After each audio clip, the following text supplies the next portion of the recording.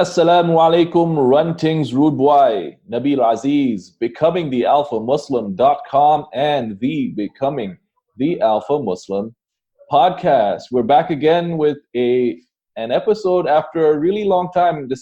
I haven't probably recorded a podcast in I believe the last one was last year, which I just published a few weeks ago, and that was Muslim Men in Journalism. So today, you guys see me go on and on about feminism and how Muslim feminists should call themselves mushrik feminists if they're really being serious. I've written articles about it. I tweet a lot about it. And Muslim feminists in general hate me. Now, what I wanted to do is I could probably get, other people on to talk about it, and we're just preaching to the choir. I have, plenty of male content creators in the space who get this subject. But today I sort of wanted to get a voice of a Muslim woman. And you've heard me interview Muslim women on this show in the past. I did one with Noor Judah for, I think, last year at some point. And I was on her podcast while it was live. And then we talked about similar topics, but we talked about I think we covered things related to critical race theory, about gender dynamics, about gender roles and things like that. So today's discussion will be a little similar, but from a Muslimah, a sister of ours who has a much different background. So she's originally from Somalia. Her family fled Somalia because of the war. She was basically brought up in Toronto, Canada, and she is a serial entrepreneur. Okay, and I first came across her, I believe, a few years ago when she basically dropped everything in Canada, flew to Dubai to organize and host and launch a first of its kind conference, an entrepreneurship conference for Muslim startups. And it was the first one of its kind that I've seen in Dubai, and I haven't seen a similar one since. So she's really quite impressive in the way she has the ability to just, do the serial entrepreneurship thing. And she has some interesting ideas on gender and feminism, which, I mean, some of them I agree with. I'm sure some of them I disagree with. So welcome and assalamu alaikum to Hodan Ibrahim. Wa alaikum assalam wa rahmatullahi wa barakatuh. Thank you so much for having me. I'll just give you a little bit of a background as to who I am. So I'm, like Nabil said, I'm Somali, a first-generation Canadian. I was born and raised in Ottawa, actually, and I grew up for most of my life living in Canada. I basically, after university, I figured out what my interests were, and I decided that I wanted to work in international trade and economic development. So I had spent the next couple of years building my portfolio in this space. So what that turned me into is first a serial entrepreneur, and it also allowed me to become an international business and international development consultant. So primarily what my job has been working with governments or private agencies, working on delivering results through developing programs or developing advisory services or developing events and exhibitions to help them reach their goals in economic trade or any economic development goals that they have. Sorry, international trade and economic development goals that particular government department has, that particular government group has. So my entrepreneurship journey started years ago. Like I was doing entrepreneurship way before anyone really, the way the internet's set up now, where everyone's really like get on the whole hustle thing and entrepreneurship thing. I knew, leaving university, that I wanted to be independent. I knew that I wanted freedom. I knew that I couldn't hold down a job. And I knew that there was a big chance I would be able to get a job. Coming from a really small town, I didn't have any like social connections or anything like that. So I knew that I would have to carve my own way out in the world if I wanted to make something of myself. So the easiest thing that I did and the hardest thing that I did was becoming an entrepreneur. It's who I am. And I started out by failing a bunch of times and having little digital startups. The first company that worked out for me was a digital marketing agency that I had. And alhamdulillah, after like 3 months, I went full time on that, working for a few clients.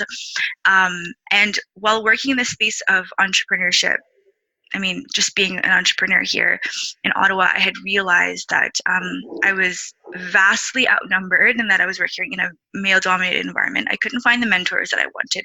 I certainly couldn't find mentors and people that were like me, who look like me. Forget it being able to find another woman of color or a Somali woman who was in business who would share her experiences with me. So from that, what I did was I developed a management consultancy where I specifically started working on these kinds of issues of access to funding, access to information, education for entrepreneurs. I started out by doing it from underrepresented communities, like so people of color specifically, and then I kind of moved into emerging markets. So eventually, the business that I have now and what I'm doing now is an event management company that focuses on developing event consultancy or event management services, where I go out into the world and I just try to like build conceptual projects based on issues that I feel like need to be solved. So the number one thing is building really strong entrepreneurial ecosystems, building the capacities of particular cities, focusing on entrepreneurial or small business development, because that powers about 70 to 90% of most economies. So my whole thing was I could probably empower people by helping empower them economically. So that has been the scope of my work. I've done work in South America and in Chile. I've like Nabil said, my first ever convention was in Dubai, and then I went to Malaysia to do a convention, and then I've done work in Istanbul as well, and obviously in Ottawa I've done a lot of work, and hopefully I will continue to do work here. So the scope of my work has been really focusing on huge international development issues with regards to equality, access to various things, and inshallah I'll be moving into working on things like law and public policy with regards to access to certain resources that people need to be able to grow their own companies and grow stronger entrepreneurial ecosystems that can then help a country grow its economy. So that's really the scope of my work, is in that area, international trade and economic development. I'm also a writer, I'm also a blogger, and I've spent most of my time not on social media like blogging about this kind of stuff, but just in my own world, solving these issues as they come to me. So yeah. And where did you attend university? I did a university here in Canada, in Ottawa. Yeah, and what was your major? I did a double major. I did political science and international relations, and I did a minor in human rights. All right. So, and the reason why I wanted you to go through your sort of academic and career background is because it's very easy for skeptics of the work that I do to say, yeah, whenever Nabil has women on, he just gets people who are going to agree with him. And I think your sort of educational and business background gives you a little bit more credibility for the stuff that I want to talk about. Because and this is just for the people listening, becoming the alpha Muslim, and Nabil Aziz in general has a reputation for being a misogynist online.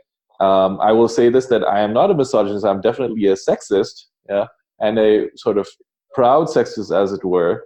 But I honestly don't really care what your gender is. Whether you have a penis or a vagina does not matter to me at all. What I care about is, do you have good ideas? Can you express them soundly? And do you have skills? Are you bringing value to the Muslim community? If you're just online talking shit, as it were, that's when sort of you're going to get the sharp end of the stick. So today, Hodan, we're going to talk about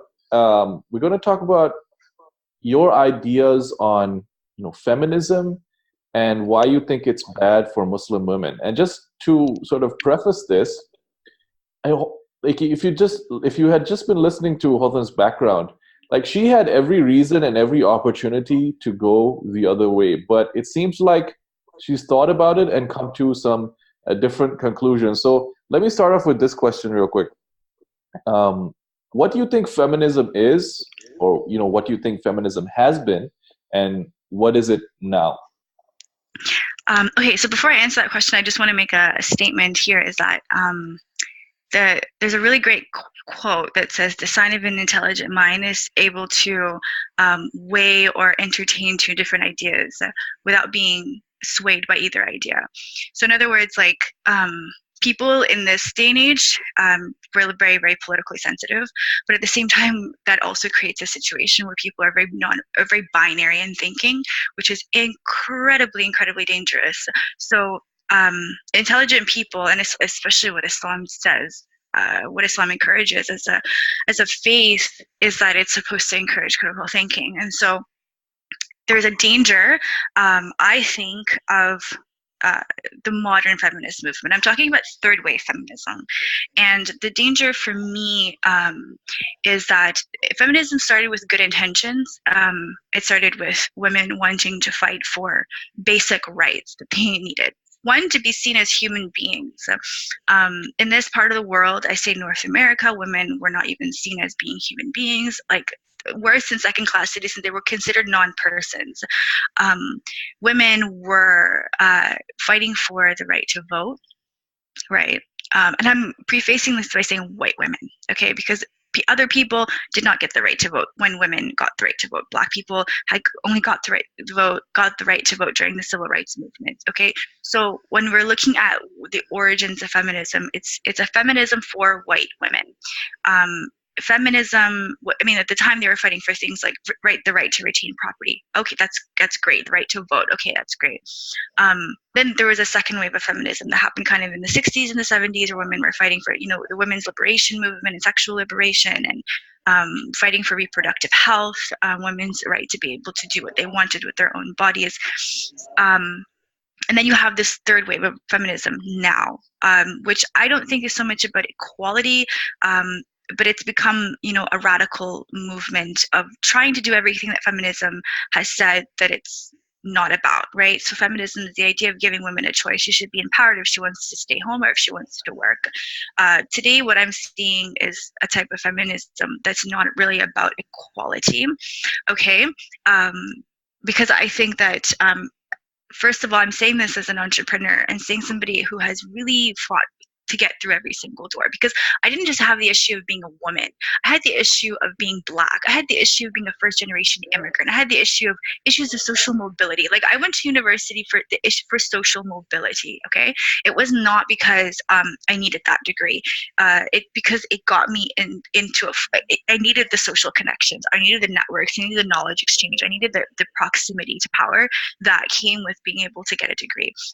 So I was facing a lot of issues that women like me, especially being an entrepreneur, okay, especially being in the startup world, because when I started in the startup world, like in 2014, 2015, that community there was extremely male dominated. It was like the startup world was all about like technology. It was white male dominated.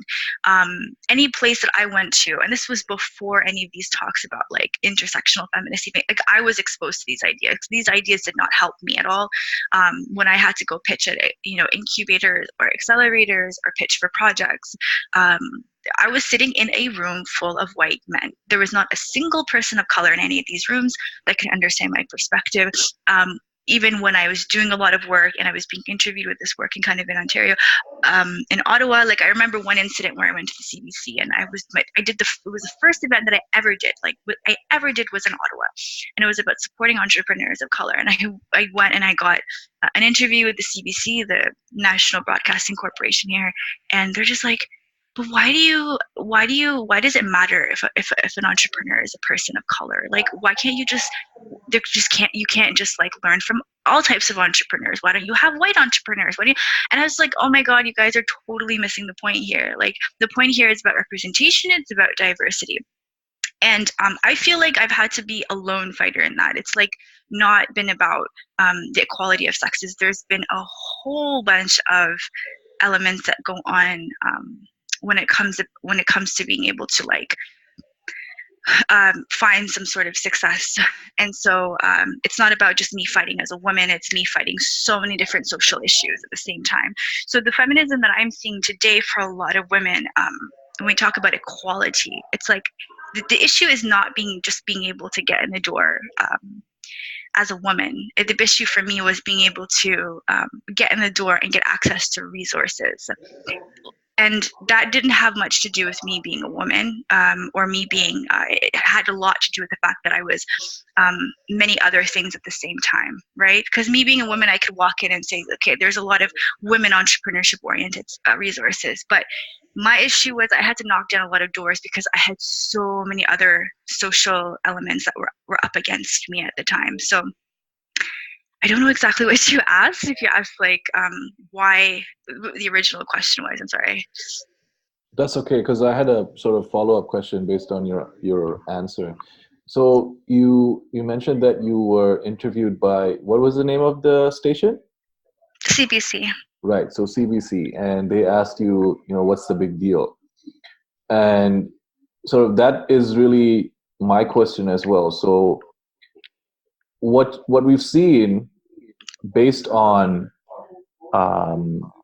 initiatives by these diversity groups is that companies, incubators, venture capital funds, etc., have introduced diversity programs or diversity quotas to somehow alleviate this racial imbalance or gender imbalance or ethnicity imbalance or whatever it is.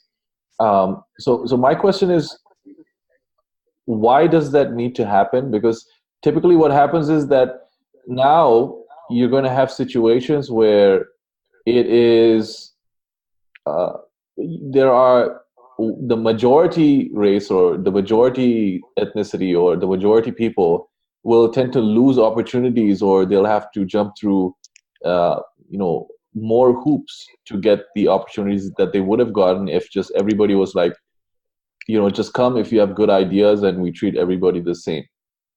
So like, why is the fact that it was majority white male a problem?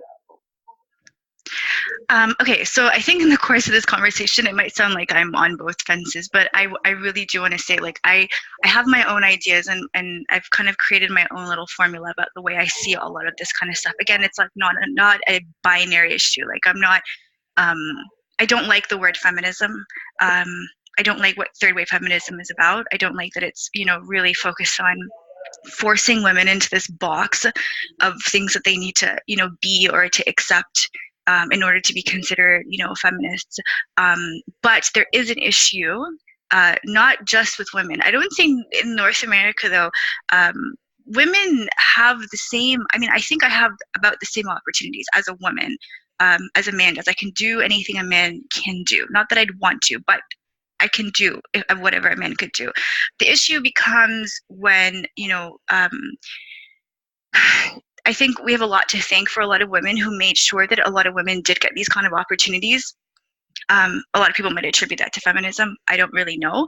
But when we look at issues of access, to me, this has all been an issue of access. Like, it's an issue of access to, so let's start with your question.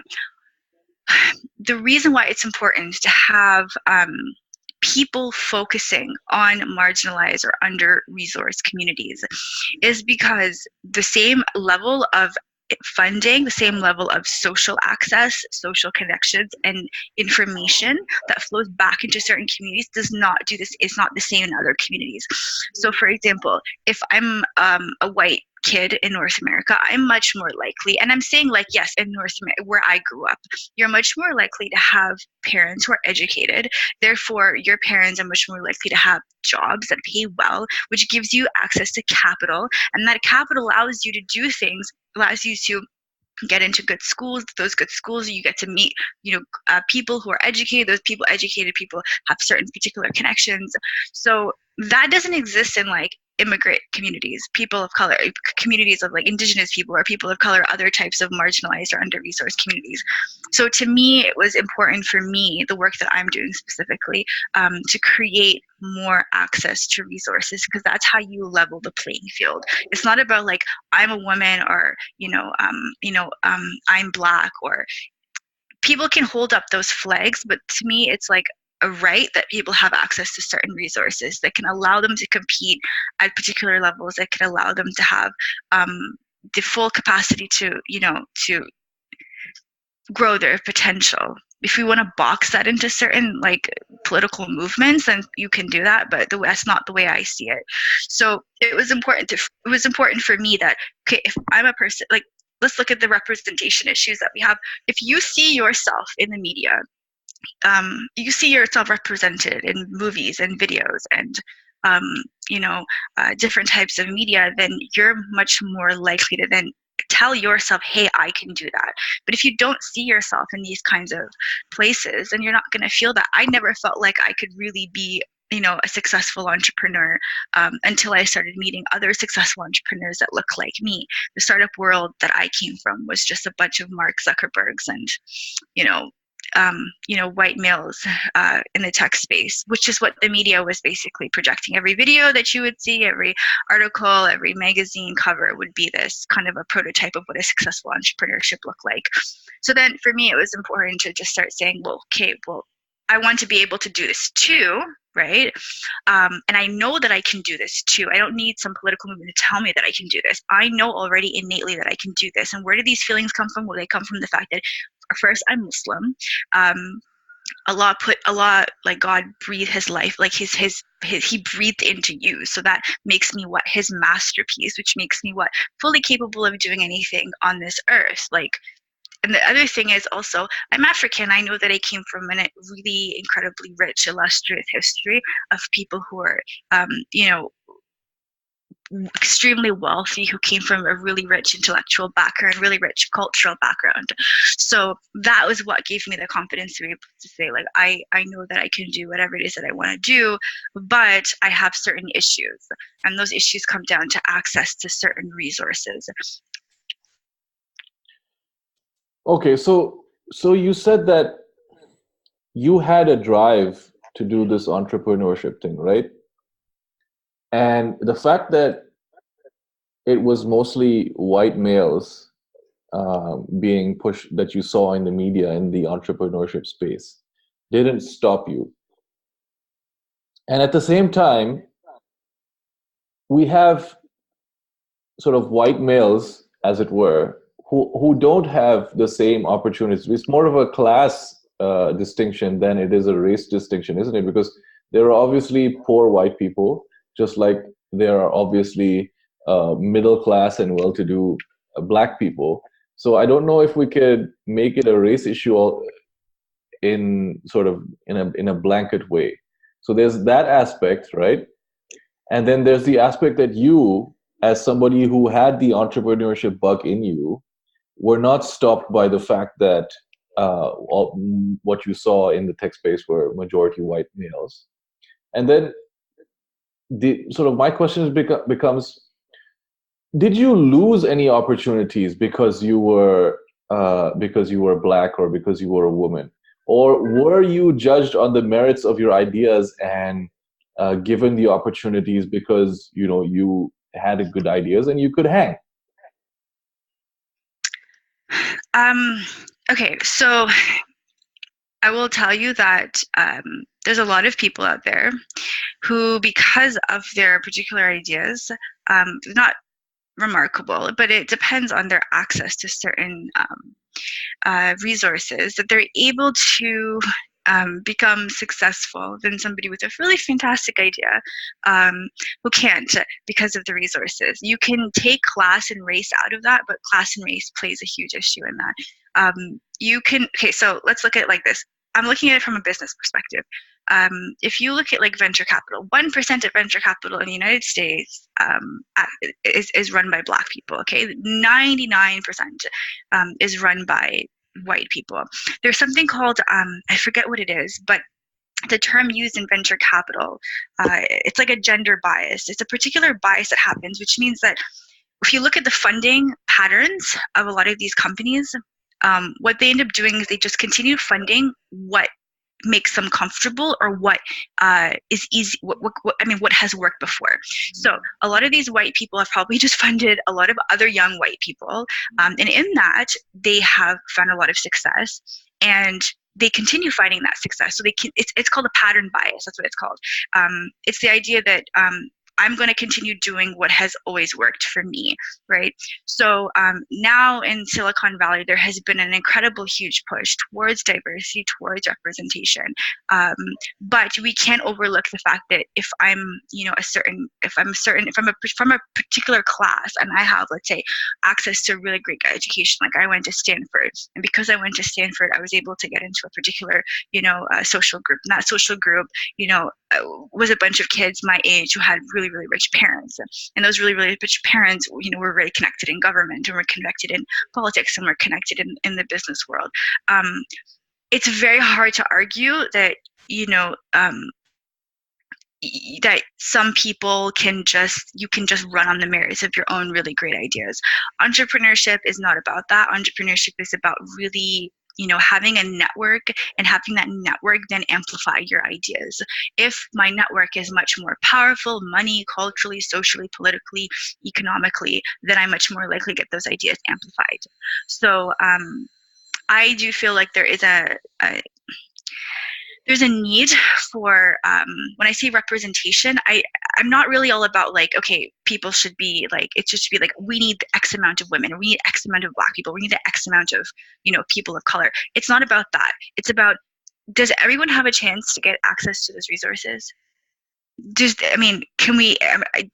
we have the ability to get access to those resources? So for example, for me in the future, I want to be able to do, my plan is to open up a venture capital firm. I do want to open up a venture capital firm because I know, particular to my own particular struggles, there's another girl out there who's probably just like me, probably came from the same community that I did, who's having a really hard time being able to get through doors because people don't understand her ideas. A lot of people who start up businesses are setting up businesses, especially startups, specifically startups, not like traditional businesses, but startups.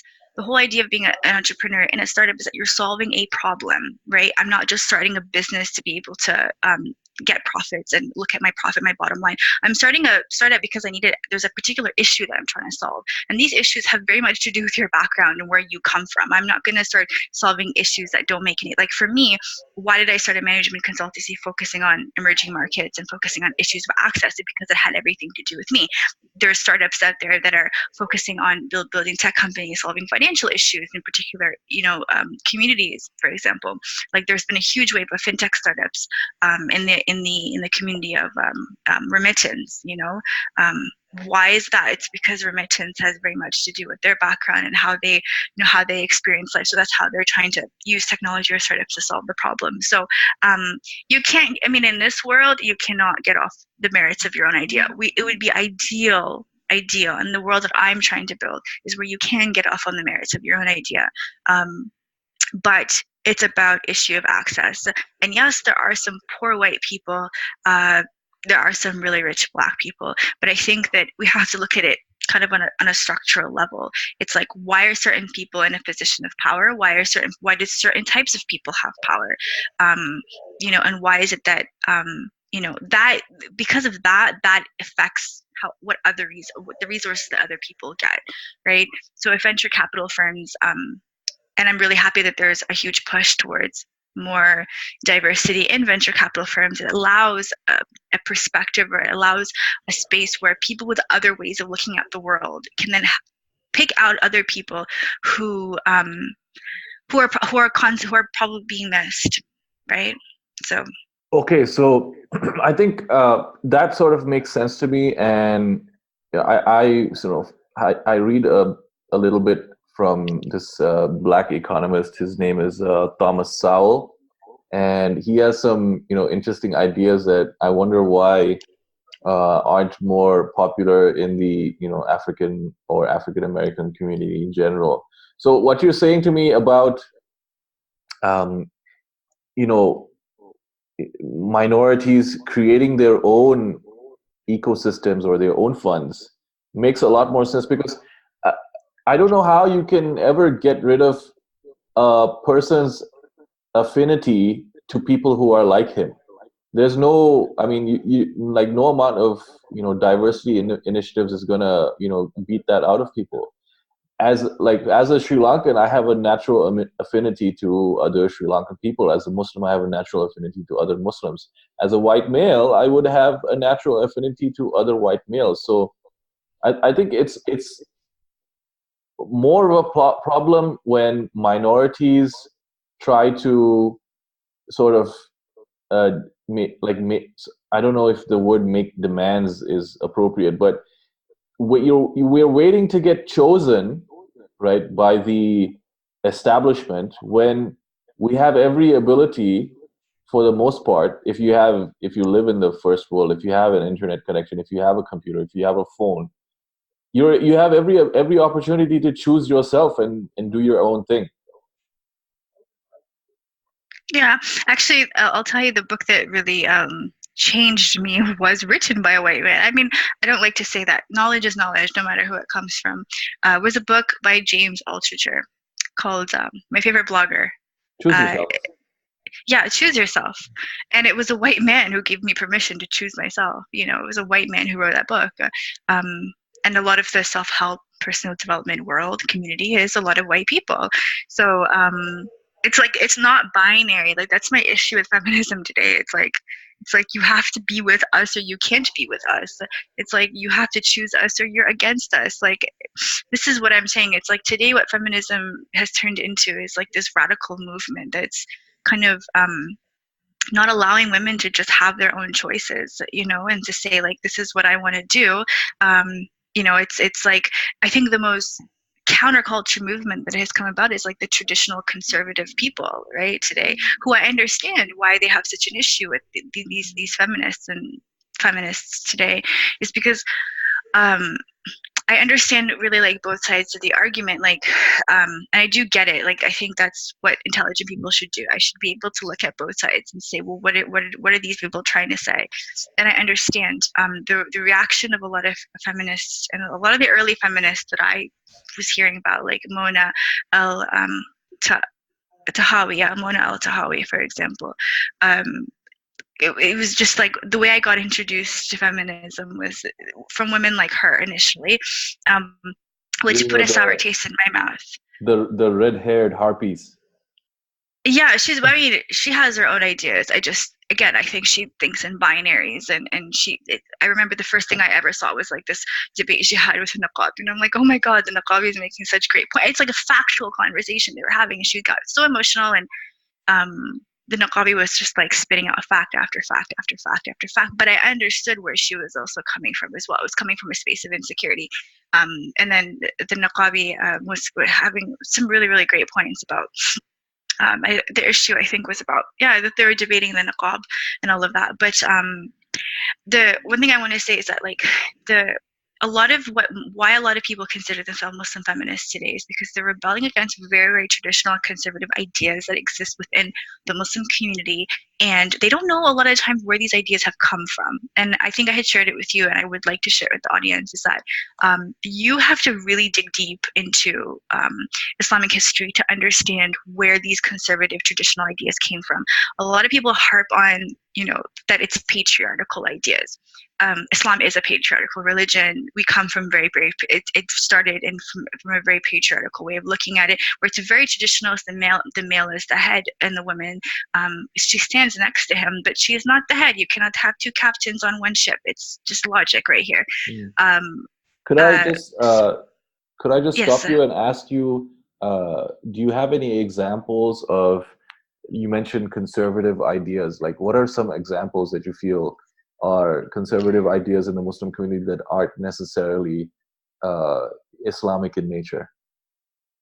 Okay, so for example, when I say conservative, what I mean is that, like, the Muslim community itself, we derive our texts, we derive most of our understanding from Quran and Hadith, but there has been heaps and heaps of social and cultural issues that have been that the Muslim community has basically, like, if you look at the Muslim community as, like, let's say, like this I don't know, like a ball, right? And we've had so many things that have hit us over a period of time that the coating of the ball itself has so many different elements that we're all trying to negotiate, right? The core is still the core. It's still the Quran and it's hadith. That is the core.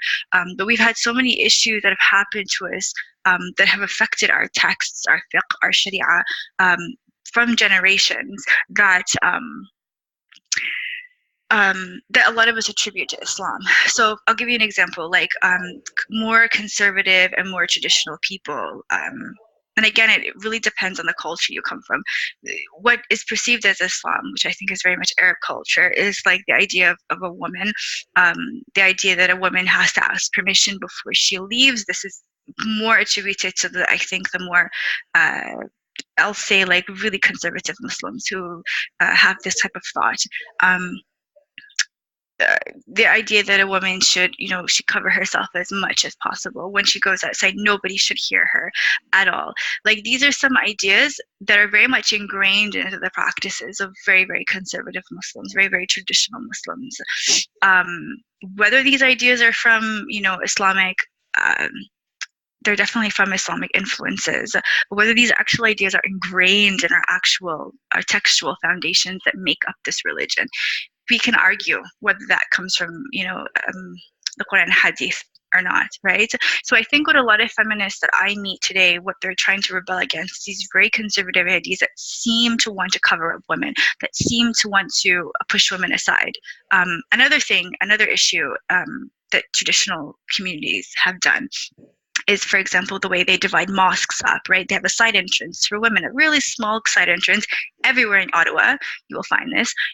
Women have these big mosques and they'll have two massive entrances for men. Can you imagine seeing that growing up here?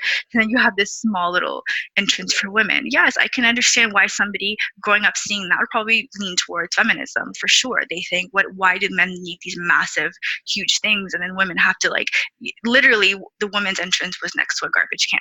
Okay. And the women's spaces are not as big, not as well lit, not as well taken care of. And I can understand, like, why a lot of women have such a nasty visceral reaction to that and say, well, I'm going to go become a Muslim feminist and fight against these patriarchal ideals. You have to look at where these ideas came from before you start becoming radical yourself.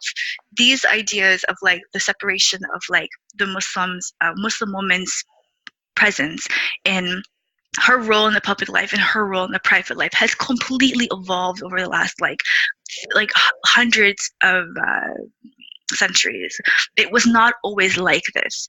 Muslim women, for example, during the time of the Prophet ﷺ, and the books I'm quoting are actually really, really factual historical books.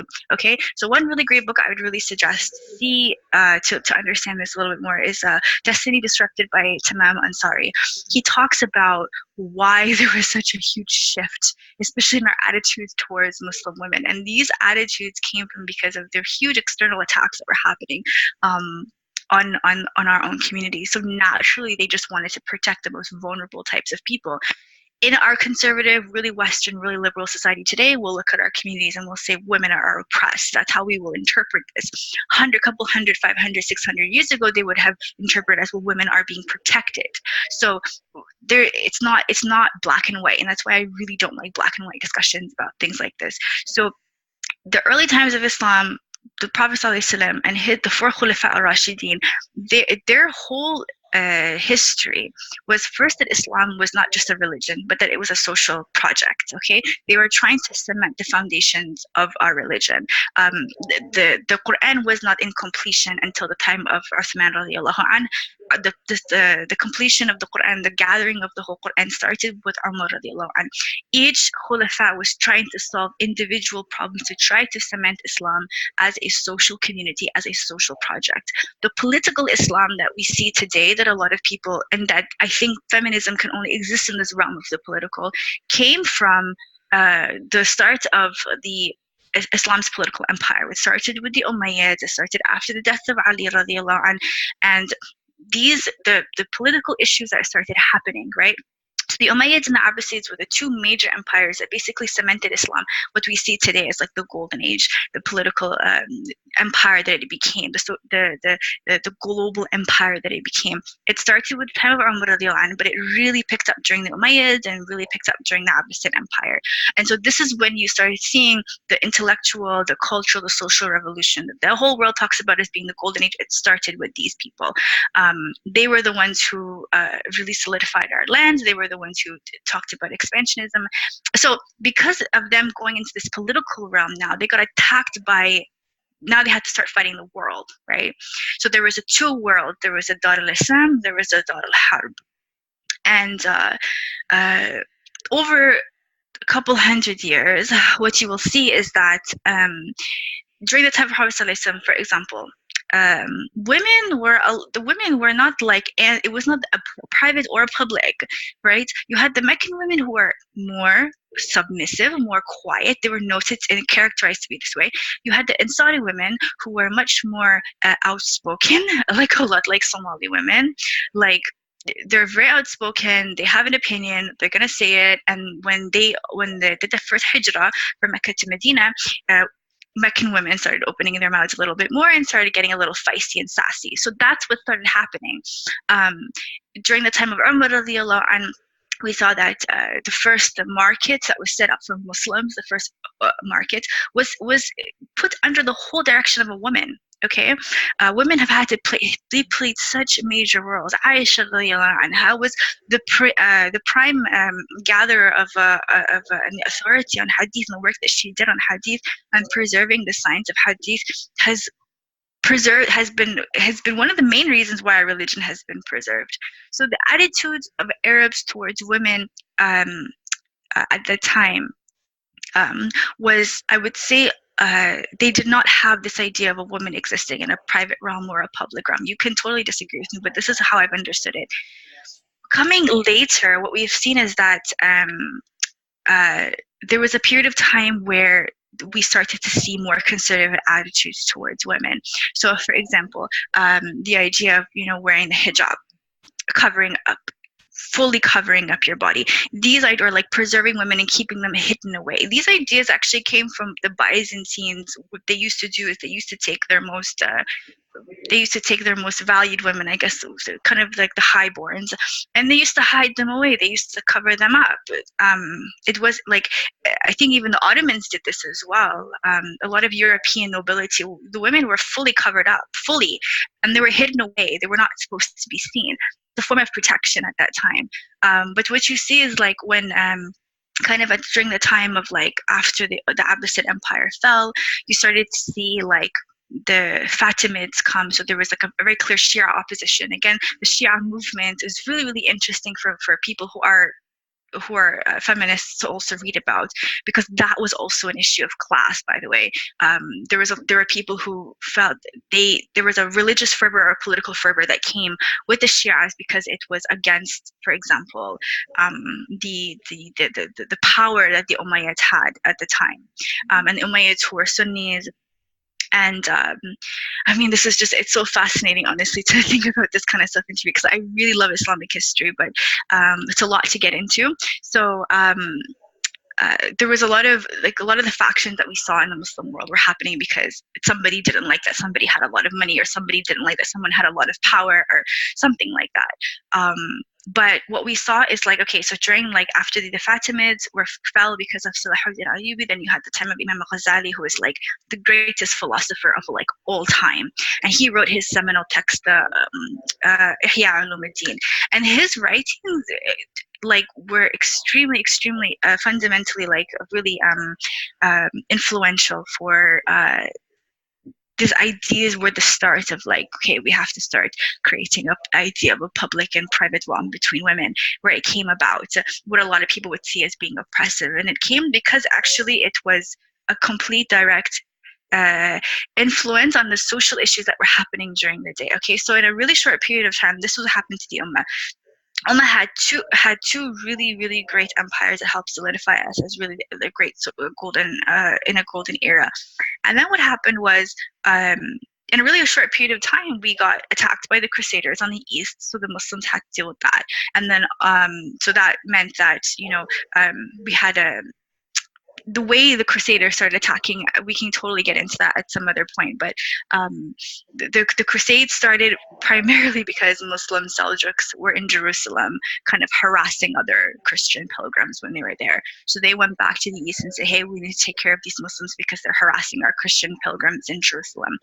And then on the east, you had the Mongols, who pretty much destroyed the entire, I guess the result or the output of the Golden Age. They had destroyed entire cities like Samarkand, like Bukhara, cities with millions of people, killed them all off. And then there was, during the same time of Imam Ghazali, I'm saying this is all within one period of time, like the assassins, for example, the Hashashin, who were run by a Shia named Hassan al-Sabah, they created something called the Assassin's Cult. And the Assassin's Cult is like what Assassin's Creed games and movies are based off of. And it was basically a secret society, like, that was so, like, it wasn't just about we're going to kill a political person, like we're going to kill somebody because we want to do it in the realm of the good. No, nobody knew who an assassin was. Anybody could be an assassin. The person next to you can be an assassin. They really, this anxiety permeated the whole Muslim world. Can you imagine, like, having this group within society, within our communities? You don't know who they are. It's kind of like, I mean, I guess the terrorists today, like the ISIS group of people. It's like you can be living amongst these people, and I'm just using that very lightly, but just an example. But you don't know who these people are. Any one of them can just kill someone out of nowhere. You don't know who they are. So that created a huge anxiety within the Muslim world at that time, which then also affected Imam Ghazali's work. And at this time also, the Islamic Empire was breaking apart. They were fighting in the north. They were fighting the Turkish tribes. And the Turks, I'm talking about the Turks, the origin of the Turks is between Iran and Afghanistan. So they were attacking the Muslims from the north, the north of the Abbasid Empire. So these Turkish nomads took over the Abbasids, and then you had the Seljuks, and then the Mamluks, and it's basically a tribe sacking another tribe, and then you had the Shias, like I had mentioned, who took over Egypt, which then Salahuddin had taken back. So in a really, really short period of time, like, the Muslim Ummah had a huge wave of difficulty just completely unleashed on them. And you have to, like, really understand that the reason why all of these ideas had really affected it is because what made Islam spread so quickly was the fact that it was like people looked at it as a divine project that came and became so successful so quickly. Like, within, I don't know, the time of Prophet ﷺ, like within less than a really short period of time, they had destroyed the Persians, the Romans, and the Byzantines, and just took over. This was during the first four Khulafa Rashidin. So Islam was just spreading like wildfire. And so when this huge calamity started hitting the Ummah one by one, the only group of people that were never touched were the Islamic scholarship. In that Islamic scholars were considered their own social class, and they were a counterbalance to the political powers of the Islamic empire at the time. So I'll say, for example, the Abbasid Empire, the people who took over as Abbasids were not Sunnis, they were Shias.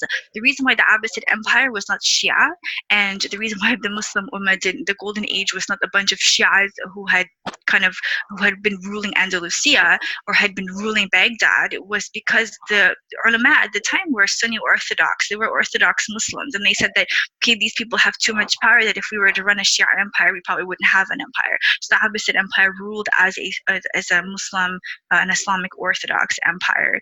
So the calamities that happened at the time really, really affected the Imma, and because of this, this sort of external chaos, what happens is anytime a society faces extreme chaos from the outside, they internally become much, much, much more traditional, and kind of lean towards more traditional ideals, which is exactly what happened to the Muslim Ummah, which is exactly what happened to the Islamic scholarship.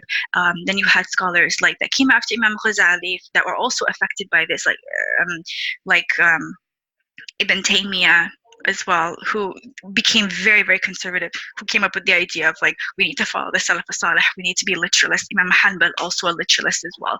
So these ideas that a lot of people are fighting us is just a long story short, is because it was a direct reaction to what was happening to the community at the time, and what had happened to us to make us so conservative and so strict on our ideals, particularly how we treated our most vulnerable.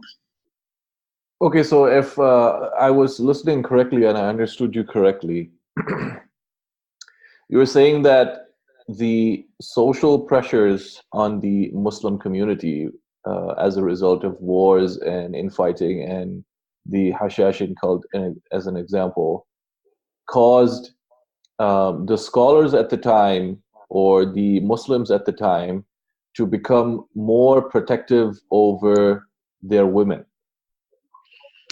Yeah, so the idea that there was an idea of a public and private realm came out of the works of Imam Ghazali, particularly. And he was the one who really pushed it forward. And so what I'm saying is that like these ideas that there's really no need for, I'm saying like for Muslims to be feminists. Like I understand like fighting against social issues of today, but to look at Islam and to say that there are patriarchal or very like sexist elements that we need to stamp out, it doesn't make sense, because these ideas were not rooted in trying to oppress women. There are people who outside of Islam use the religion to oppress women. Yes, we can also say Muslim women are oppressed. Absolutely. There are places and situations where Muslim women are oppressed for sure, but is it rooted in our religion? No. Is there a reason to say that you need to be a feminist? You need to be a feminist for, I understand where the reaction came from, is what I'm trying to say. Right. And then I think you see a similar sort of push or transition during colonial times, right? Where, for example, in India, where the British were invading, and for example, the Hanafis of India are significantly more conservative in their laws and their fiqh than the Transoxanian Hanafis, which is the Bosnia, Chechnya, those places. Yeah, exactly. It's not like I said, it's not like the religion itself that there are sexist or misogynistic elements that we need to fight against. It's like these have all been reactions to social issues that have happened to people in a particular social and political and economic context that has then affected how they look at women. But it's not that Islam itself, oppresses a woman itself. So for me, it doesn't make sense. It's like how do you say, a contradictory when you say I'm a Muslim feminist. Islam itself already gives me those rights. Now, if I need to be a feminist to fight against the social inequalities that exist, but I don't see how both of them come together. Like I need to fight against the social inequalities of my society. Okay, then you can fight against the social inequalities, but those social inequalities do not exist in our religion. And if you're going to critique any of these issues of misogyny and sexism and all of that kind of stuff, you have to then look at the social, political, and economic context of which these ideas came from, and they were not rooted in trying to oppress women at all. Our religion did not start out that way, and it's not that way at all. But there is a lot of cultural and social and political and economic oppression of Muslim women that exists in our communities. That's done by Muslim men for sure, but this has nothing to do with our religion. These are just people using Islam as an excuse to do this to other women. I'm totally against this. And if this is what feminists are about, then I'm totally with them on that. But like, if that's how they define it, the ones I've come across don't define it that way. But this, I'm particularly I am against that for sure. Okay, so you have this group of Muslim women who say we are doing Islamic feminism or we are Muslim feminists. And I'm more concerned with the ones who say Islamic feminism. And they exist on a spectrum as well. You have Islamic feminists who are basically heretics in the sense that they reject orthodox interpretations of the religion and apply what they call feminist hermeneutics to the Quran and Sunnah, if they do accept the Sunnah at all, because most of them reject the Sunnah. And then you have on the other end of the spectrum, you have, quote, Islamic feminists who say, we are using feminism as a sort of an identity, but all we want is, or we're trying to use the rights that are already in Islam to get, the rights that we are owed as women. So I don't really have a question here. I just want to hear your thoughts on that. Yeah, the second type of feminists are interesting because those are the feminists that I probably understand and I can understand them. To me, if you reject the core traditional texts of our religion, Quran and Hadith, then like I can't have a conversation with you at all because our conversation is not on the same plane and you're arguing about something that I don't understand. But for those who say like I want to use feminism to fight against the kind of inequalities that we're seeing, I do want to take you up on the idea of why you say you're sexist, because that's also very interesting to me to hear that. Because I want to hear your perspective on that. But I do understand that there is a lot of misogyny that comes from Muslim men. And this misogyny is not coming from, like, I'll give you an example. I just want to be practical and not talk in theories. Like, I have faced a lot of misogyny and really sexist or oppressive behavior from Muslim men being in business. A lot of the business that I have done has been with majority men. I wish I could do more business with Muslim women. The business that I had started in the space that I'm in, I've never really done a lot with other Muslim women. I'm really glad that there is a space now with the internet, with social media, that women are becoming more empowered to start creating their own kind of economic opportunities. That's amazing, but it was not like that when I started out. Can I interrupt you for a second? Sure. When you say that you face a lot of misogyny from Muslim men in doing your business, that's generally quite vague, and a lot of times, and maybe you'll agree or disagree with me, women will say things are misogyny or claim things are misogyny, and when you actually sort of dig down deeper, it wasn't really misogyny. They're just using the term very broadly. So if you could just give specific examples, I think that would be more helpful to the audience. Okay, so so being in in an entrepreneurship space or in a business space, when I say misogyny, I mean like either there's a prejudice against women or there's a feeling that I am less than, so I should not have to be dealt with in the same way or the same respect as a man. So I faced it. Like, I get it. That's why I'm saying like it's not. I don't like what feminism has turned into today. I don't like it. And I feel like the ideas of like what a Muslim feminist is a bit contradictory. But the issues that I have, that I guess a lot of feminists today that are probably saying we're going to use feminism as a political or like a social tool to put pressure on Muslims to change their, misogynistic or their sexist ways. Like, I understand that perspective. I just don't agree with their approach. I have faced it myself. Being in the workplace, for example, I've worked with many, I will say specifically, I have worked with non-Muslims and I have worked with a lot of Muslims. My experiences specifically working with certain clients, Muslim men who have worked with me as clients, their attitude towards how they work with me has been a little bit dubious, in the sense that I've not really experienced this from non-Muslim men. But again, like you're still being vague. Like what kind of behavior are you talking about? I know you might feel shy to describe it, but like. No, I will be honest about it. Like, for example, like when I say harassment, I mean overt flirtation, indirect flirtation. People, for example, when you're having meetings with them, they give off a vibe that is not business, like a business vibe. Like, sometimes I think if you were sitting in front of another man, would you be being flirtatious? The way you look at me, the innuendos, kind of the words that they will be using. For example, if I have two specific examples of where this has happened. I had a project with a particular client of mine, and we were working on a project together, and I had given a timeline of when I wanted to deliver the project.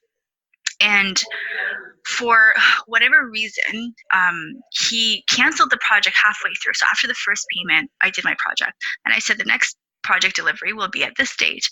He canceled halfway through and said, if you try to work on the project anymore, then, basically you're not working fast enough, essentially, even though we had a particular deadline. He canceled the project and said, if you do anything with this, any of my copyrighted material, then I will give you a lawyer. And I said, really, that was, to me, it was so shocking, because I keep thinking to myself, are you doing this because you feel like I won't fight against you? Because if this was any other company, if it was run by white people, or if it was run by another white man, or just a man, would you talk to them in this way? Would you threaten them with legal action just for something that makes no sense? I think it was just because they thought, this is a woman, and this woman probably isn't going to fight hard like another man, so I can do this to her. This is my interpretation of it. That's what I'm saying. It's my interpretation of it. Again, it's not a reason I need feminism or anything like this.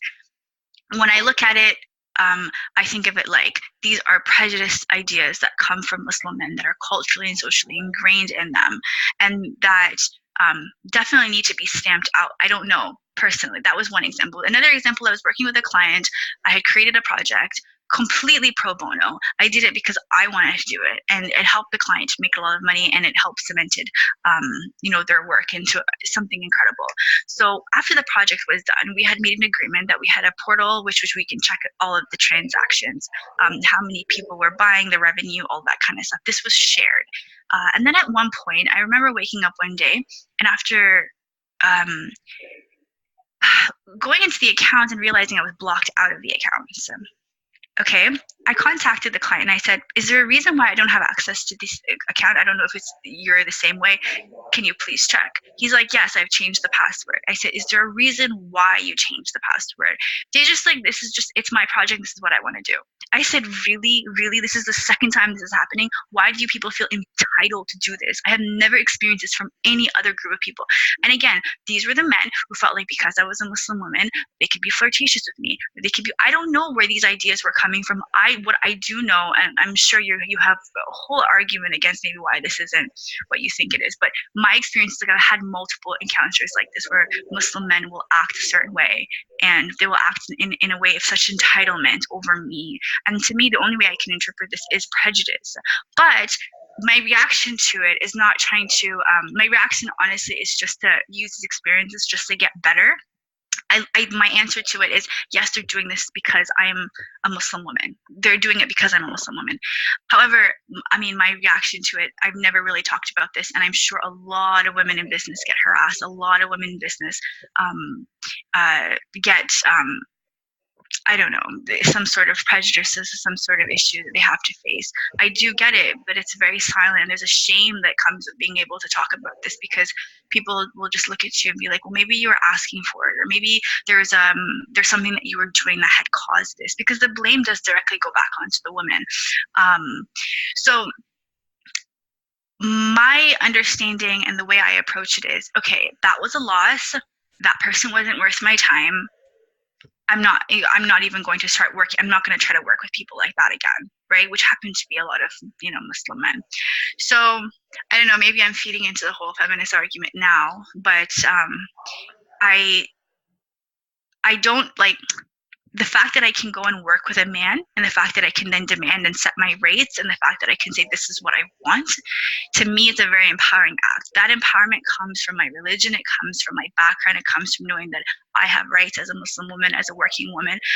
However, there has been these oppressive elements of how Muslim men act that I have seen over and over and over again, how they act, treating Muslim women with disdain a lot of the time. I don't think I think the only way to work out and to fight against that is to just be better and to grow better businesses and to stamp out people like this, rather than trying to get really political and trying to create some sort of movement to create it, because I'm not going, how can I stamp out these ideas? I cannot.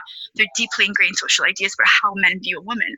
It's not really about religion. It's like these are social ideas. These are social ideas that come from particular communities that look at women a certain way, and it has nothing to do with our religion. Absolutely nothing to do with our religion.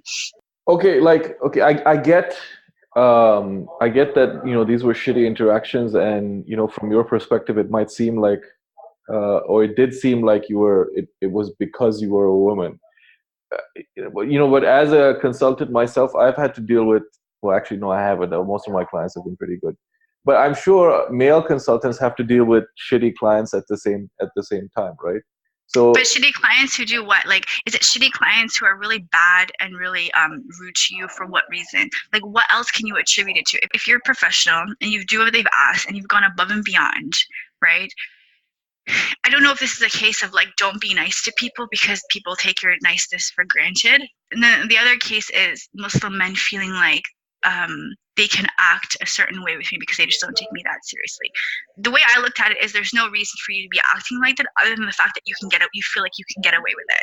And you probably feel like you can get away with it with someone like me than, another company who's not of your, part of your community. But the thing with entrepreneurship in the Muslim world is that it's completely evolved. Like, it's really evolved in the sense that before, people didn't want to do business with each other. Muslims didn't want to do business with each other because people were asking for things like fi sabilillah discounts and, oh, I'm a Muslim, so you should do business with me, and all this kind of stuff. It's really evolved, and I'm really proud of where we've gotten to a space where people now want to do business with each other and just act like, hey, I'm going to go. Like, if I go to another Muslim, 10 years ago, if I go to another Muslim and say, hey, I want to buy this from you, can you give me a nice discount?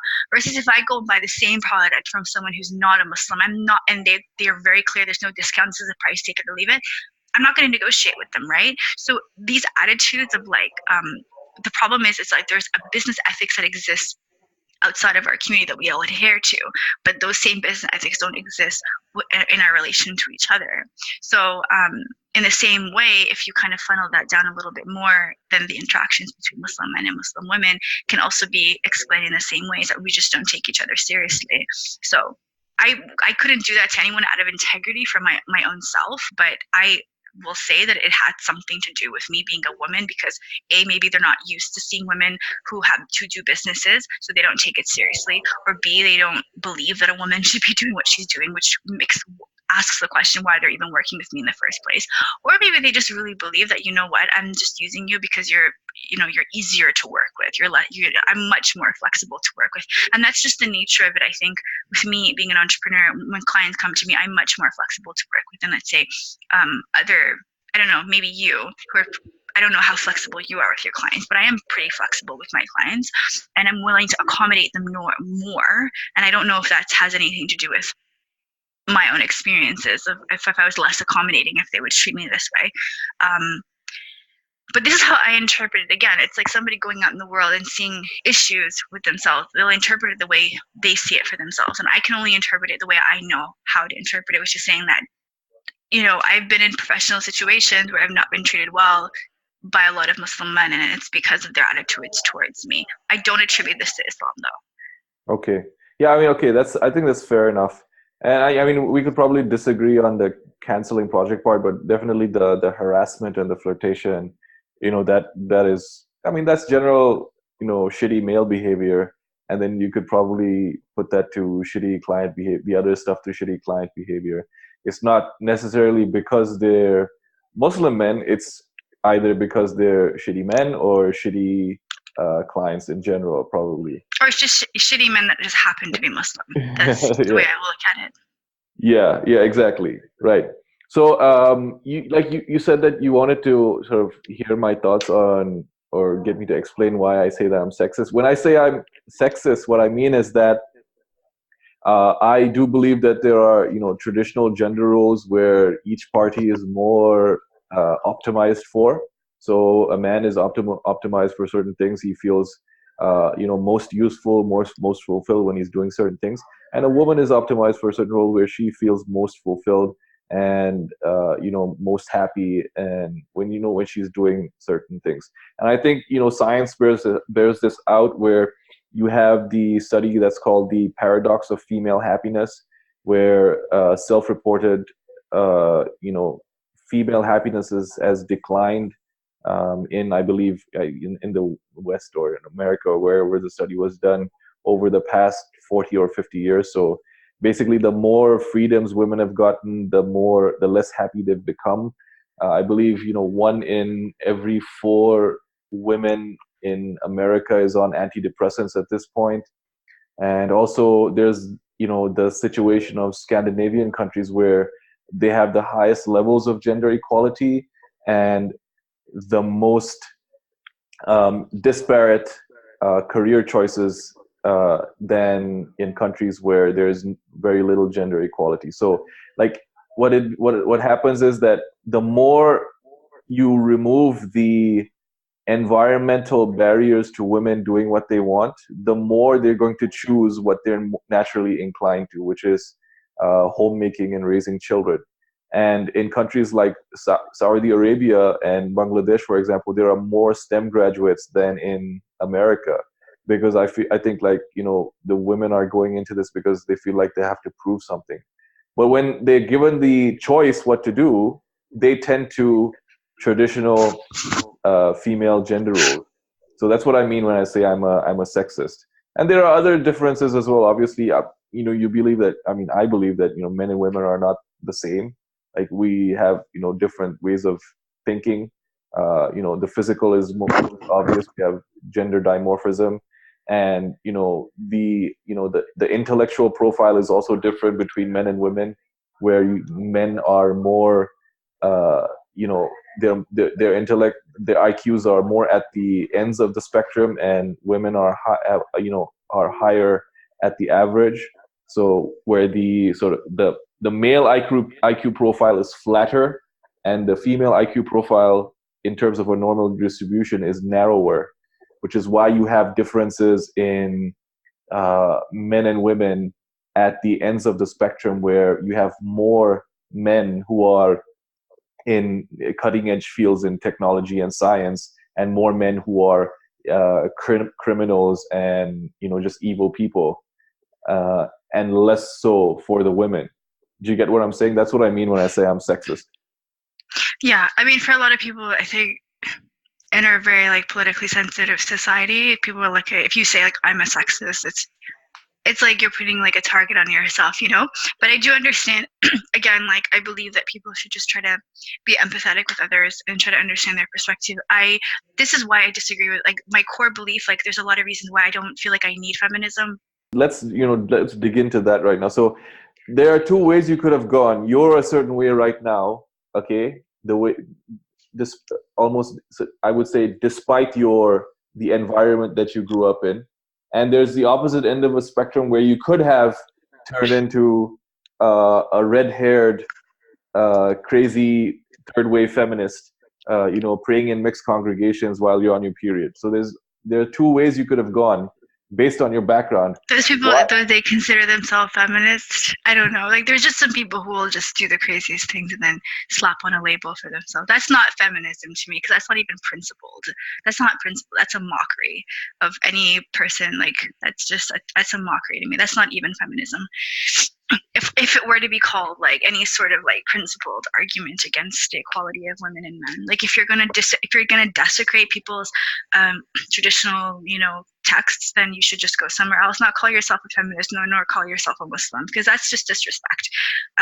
But the way I look at it is this: Muslim, for me, I don't need it, because all my empowerment comes from my religion. I don't need some Western secular idea that serves women in this part of the world. When women here cry about inequality, I get it. Like I probably was the most unequal woman.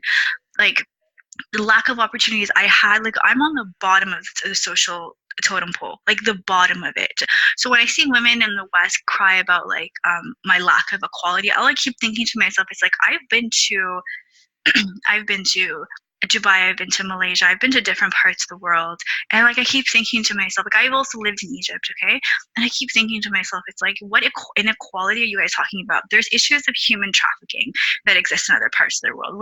There's women having to be sold into like sex slavery. There's women having to be like who have to sell their bodies for money. There's women who are this because of poverty, by the way, which is why I particularly work on these issues of like economic empowerment, because you can solve many of these issues of inequality through economic and social empowerment of women, specifically economic empowerment of women. So this equality, to me, I just hear it as like first world problems. The real inequalities that really need to be solved, the real issues that need to be solved, are not in Commonwealth countries. They're in developing countries where there's real issues of inequalities that happen because they're rooted in social and economic issues. Yes, people here, everybody has their problems. I understand that. But in this part, like in the developing world, where specifically my interest is, and my interest is going towards within the next year, I'm like keeping my head down. I've been quiet for a really long time on social media because I have been working on a huge issue, a huge project, which is going to be supporting like the economic empowerment. I'm focusing on Africa as an emerging market next. I have moved away from the Islamic economy for many reasons, but that's a whole other conversation to have. But I believe that that's where you will find, you know, the empowerment that you really need. Like if we're really going to talk about equality, first of all, men and women are not equal. Like they are not equal. What does it mean that they are equal? It's actually a disservice to say that I'm exactly like a man. No, I'm not better than a man. A man is not better than me. But I have things that a man does not have, and a man has things that I do not have. So does it have to be like I have to be the same as them? No, I should socially, yes, be treated as an equal human being. Like every human being should be treated as an equal. But it does a disservice to me and my particular unique talents and potential when I say that I have to be just like a man. I have been working in areas and working in spaces just like men do, but I'm not betting off of and doing it because I think that I have to be just like the next man, or just like Zuckerberg, or just like these entrepreneurs. No, I take power in my own self. I have pride and dignity in my own self. And I say, God has given me something incredible. Islam has empowered that incredibleness in me. And this is where I'm deriving my power from. I'm not deriving my power from because of my opposition to someone else, or how I have to be better than someone else, or the emasculation of a man. I'm not doing any of that. I think feminists would do very well to probably look to the East, or to look at developing countries and see how they can solve inequality issues there. When I talk about inequality, I'm not like I'm equal to a man. Equality issues, equality of access, economic issues that are causing women to do things, or social or cultural issues that are causing women to be in situations that they don't need to be in, which then creates real inequality. Yes, absolutely, there's a real inequality there, but it's not an equality of gender. It's an equality of opportunity. It's an equality of being able to fulfill your potential, which yes, some men may have because of some social prevalent ideas or traditions that might supersede others towards how they look at women. But this rawness about women have to be the same as men, no, there is a way to be empowered, but it does not need to be through a Western secular idea.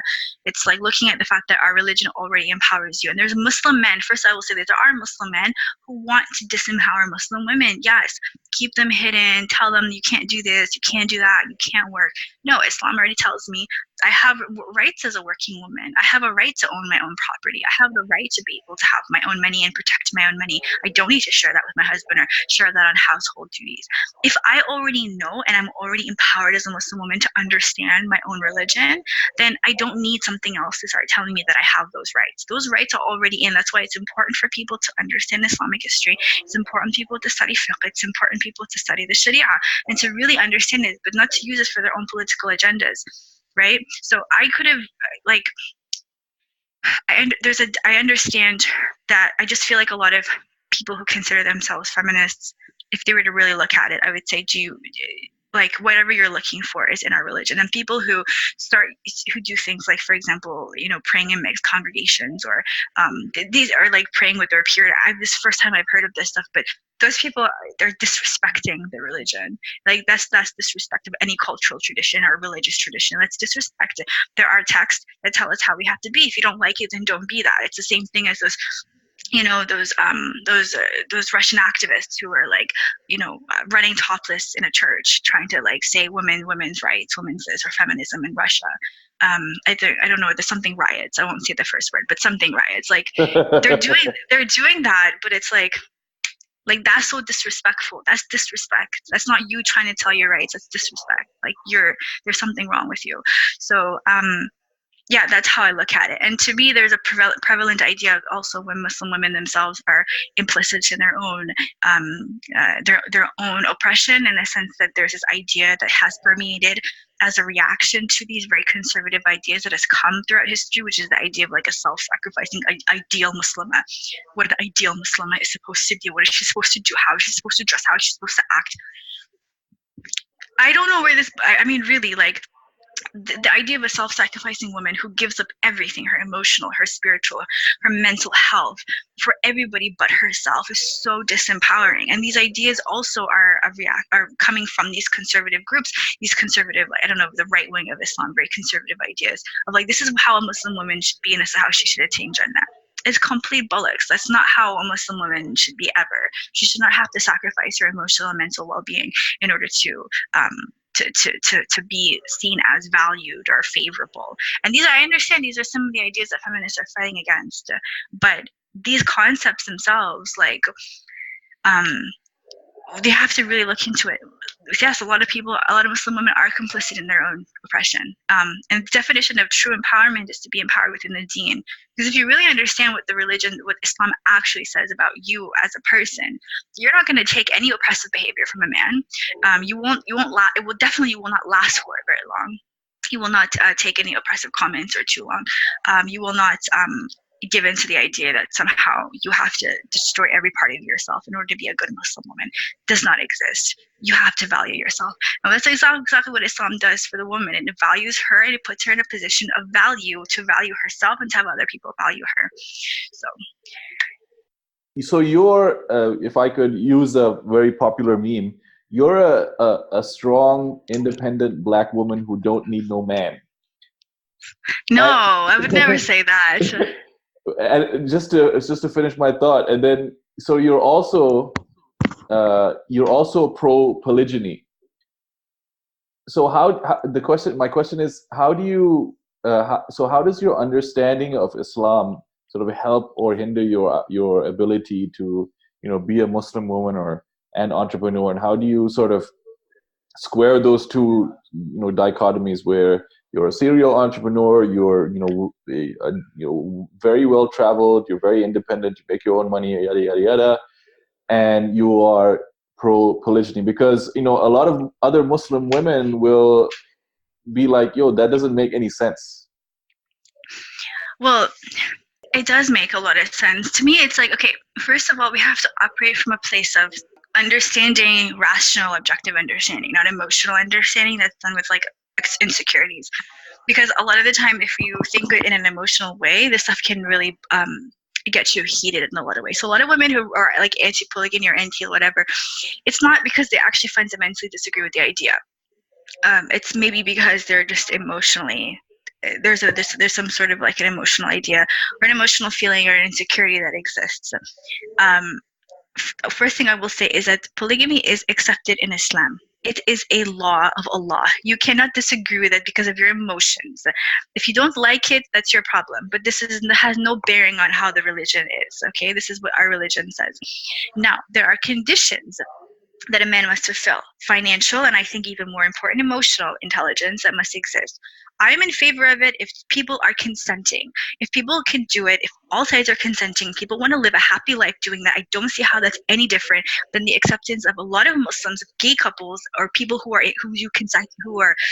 consenting in different types of relationships, who are like saying, I accept transgendered, or transgendered relationships, because those are two consenting people from two, it doesn't make any sense to me why this form of a relationship is so demonized. But it's so easy. We have imams today that are for homosexual relationships, who recognize homosexuality, who recognize transgenderism as ways of being in this world, and that people who are consenting in those relationships can then carry out those kinds of relationships, and they should be recognized in a legal form. But then the moment that a man says, I can financially and emotionally and mentally take care of multiple women, and those women are also consenting in the relationship, what is wrong with that? There's nothing wrong with it. The only people that will say there's anything wrong with it are people who are incredibly insecure with themselves. And if that's the case, you probably are going to have a difficulty in a monogamous relationship anyway, because you need to be secure in who you are. I need to know who you are. I need to love who you are more than you love a man. So that's number one. So that's a very empowering for me. That's the way I look at it. I think very few men qualify for polygamy. Even more so, I think very few women qualify for polygamy. But if people want to do it and it's consenting, I don't see what the problem is. There's nothing wrong with it. On top of that, it's a law of Allah, so nobody can argue against it. So the other thing I will say is that I don't see a dichotomy at all in it at all, because the freedom of choice is the issue here. That's what feminism is screaming about, and that's what Muslim feminists all want. It's like the freedom of choice, and the freedom of choice comes in our religion. And I have the choice to, again, I do things that a lot of people might not consider Islamic, for example, traveling by myself. But I have my own reasons for doing that, because I don't, for example, there's no men in my family. I didn't grow up with a man in my family. It was just my mom and my two sisters. And I had to find economic and social opportunities for myself. And I'm not, what am I going to do? Wait until I get married to have someone do something for me? No, I have to make my own decisions in life. Allah knows my intention. So I have to start traveling. I had to start doing that kind of stuff for myself. I didn't have a man taking care of me and paying off my bills, or I can sit comfortably at home. That never happened for me, ever. The moment I graduated, the moment I was in university or in high school, I had to start working. When I was in university, I was a little fortunate to not have to think about working and just focus 100% on my studies. But the whole point is I was focusing on my studies so that I can go become independent, stand on my own 2 feet. Nobody find it. Like, no, I was not going to be sitting at home having, my dad, like, take care of me financially until I got married. That reality is so out of my mind. Like, I wish I could live like that. And I think it's great for women who can live like that. I would love to live like that. I think that I don't want the financial stress. I don't want all of that. I think a lot of women don't want that kind of stuff. But I love my work. And if I have to negotiate that kind of freedom that I get by being able to do my own stuff, then I'm fine with it. But there's no inherent dichotomy. There's no inherent contradiction at all, because I think the issue of choosing polygamy or choosing or not choosing it, or for whatever reason, and being able to be a good Muslim, an entrepreneur, to be independent, if you look at it as like like a diaphragm, like two circles coming together, the middle part that connects both parts is freedom of choice, which Islam gives me the freedom of choice. It gives me the freedom to choose, which I think feminism is trying to do. But unfortunately, a lot of these feminists, I just wish Muslim feminists that they would read more about our own texts and our own Islamic traditions, and then that's where the empowerment is going to come from, I think. Yeah, and I think if you're a CEO, business owner, Muslimah, then it sort of makes, like, polygyny makes a lot more sense, because you're busy with your business and you don't actually have as much time to be doting on a husband full time. Yes, I think for me it's like, again, it's consent and freedom of choice.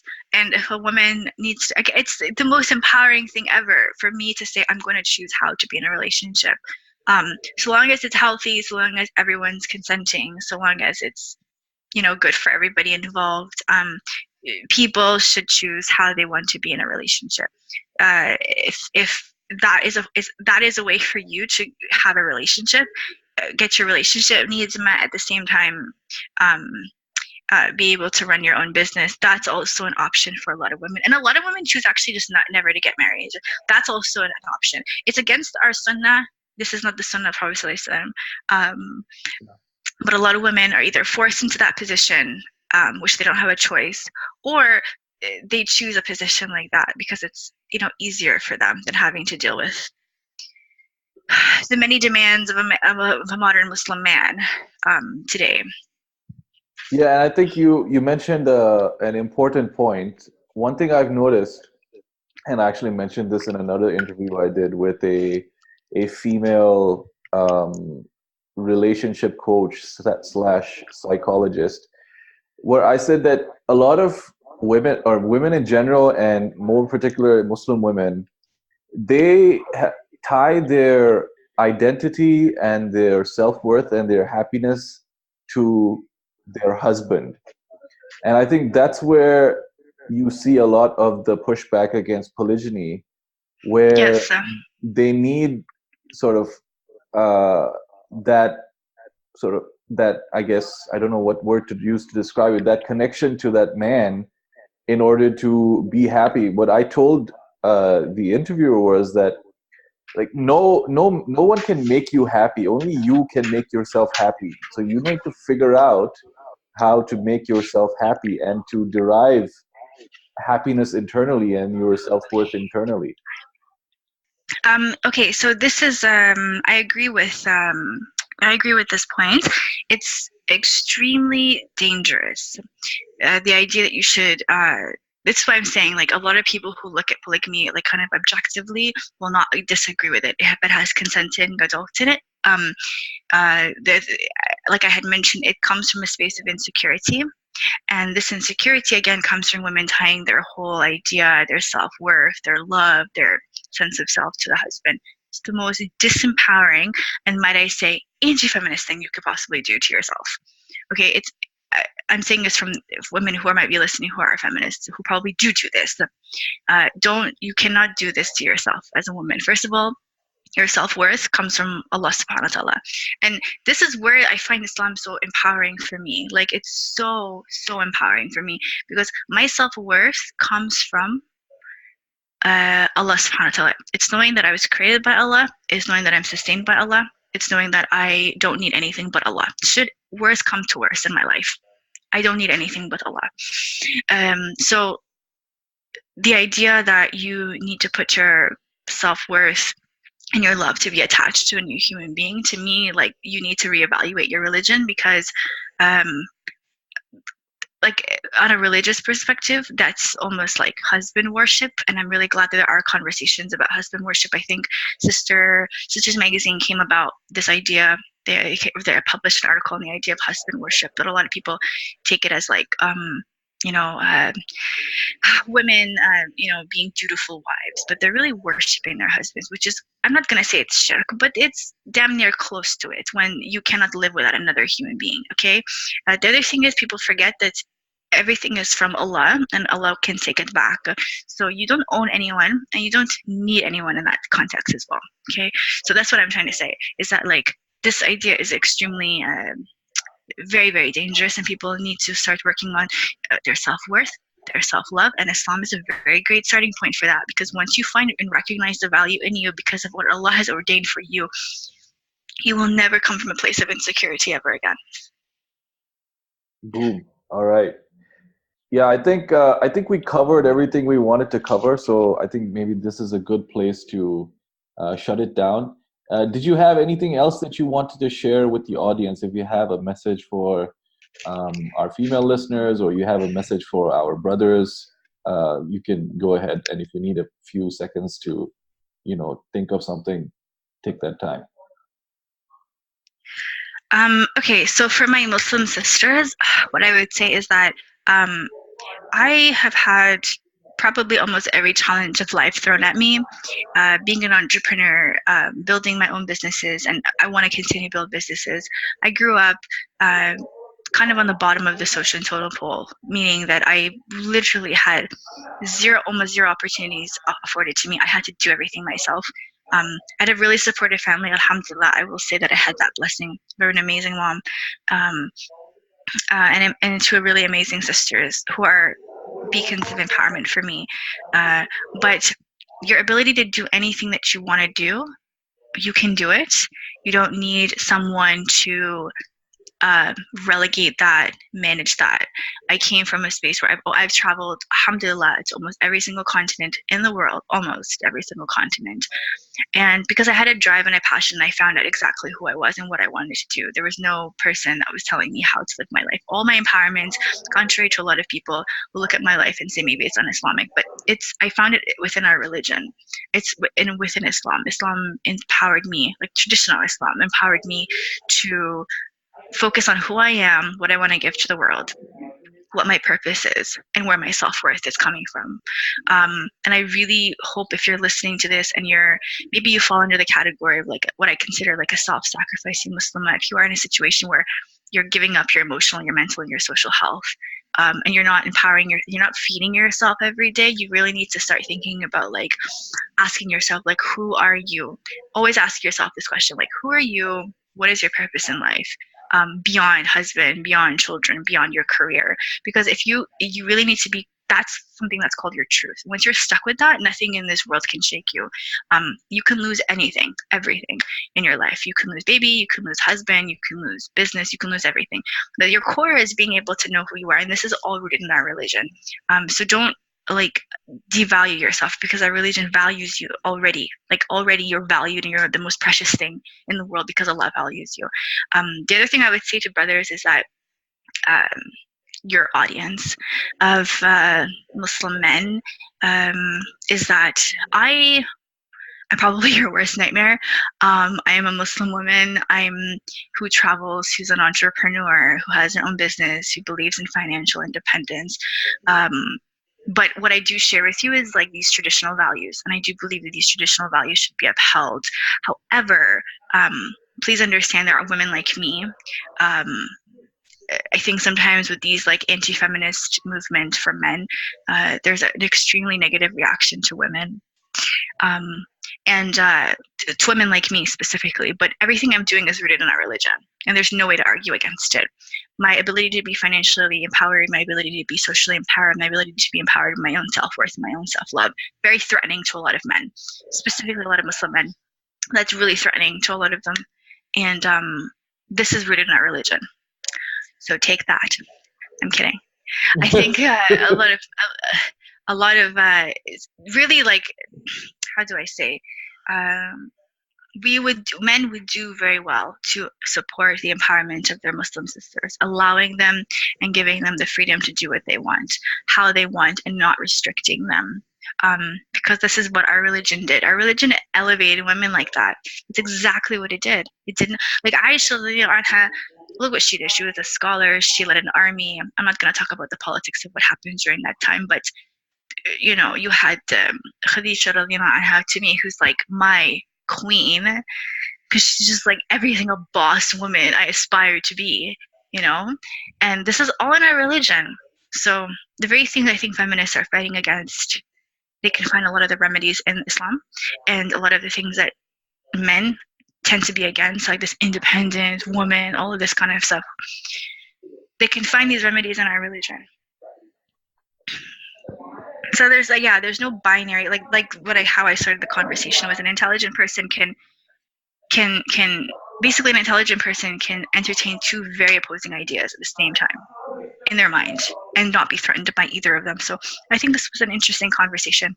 Yeah, I think just to riff off of your last point, I've said it before, and I don't know if I've said it on any of the Becoming the Alpha Muslim podcasts. It's like the Sahaba were more conservative than liberal Muslims and more liberal than conservative Muslims. And like what you have to do, you know, as a Muslim man, as a Muslim woman, like you need to understand the practicalities of the situation that you're in, not just your geographic location, but your sort of cultural milieu as well. Because like in understanding that is your ability to, you know, practice your Islam in a way that is authentic and, you know, relevant to your situation. So like it's one of the reasons why I write about the stuff that I do about masculinity and men's issues. And I'm, you know, very vocal about, you know, the socio-cultural environment Muslims are in if they're living in the West, or even if they're living in the East, because of, you know, globalism and pop culture and things like that, where the ways that you, like your parents were able to behave and interact with each other back home is not necessarily the same when you're a kid growing up in an immigrant country. And it's not even necessarily the same if you're living in a Muslim country in the Gulf, in Pakistan, just because of the changes that have happened in the environment. So when you have a situation where you have, you know, Muslim women who are, you know, more interested in entrepreneurship, there's a way to work that into the system,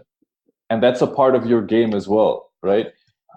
There's a way to, move in relation to one another that is actually within the boundaries of Islam, and also that is, it doesn't actually try to, push hard against the environment around you. It's more in sync. There's more yin and yang. There's more flow. So, anyways, thank you very much for this discussion, Hodan. I appreciate it. Thank you. And I do believe we'll be working on some projects in the future. And if anybody listening, if any of the brothers listening are like, who is this crypto feminist Muslimah who is spouting all this, uppity rhetoric? Why didn't Nabil push back against her? Well, I did push back against her for certain points, but this wasn't a debate. This was a discussion. And I'm very open to hearing other viewpoints. So that is my response to that. And in any case, Jazakumullah khair, Hodan, for listening, and Jazakumullah khair to the listeners for listening. If you enjoyed this if you enjoyed listening to this podcast, please subscribe to the show on iTunes and leave a rating and review. This is Nabil Aziz for the Becoming the Alpha Muslim podcast, signing off. Assalamu alaikum wa rahmatullahi wa barakatuh.